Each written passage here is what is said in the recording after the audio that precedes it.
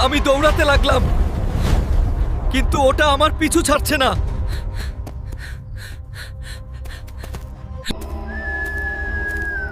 এই আম গাছটার কাছে রাতে কেউ আসে না,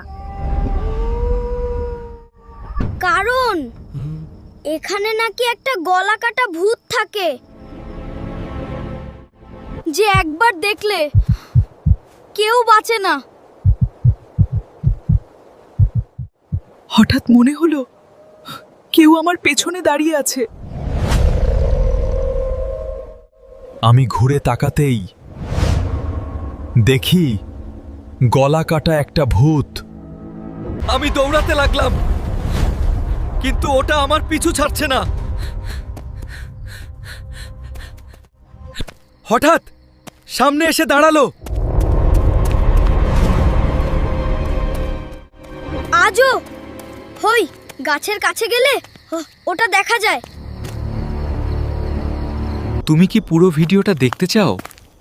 দেখতে চাইলে কমেন্ট করো, আমি লিংক দিয়ে দিব। আপনি যদি আল্লাহর খাঁটি বান্দা হয়ে থাকেন, তাহলে একটা লাইক দিয়ে চ্যানেলটা সাবস্ক্রাইব করে দিবেন।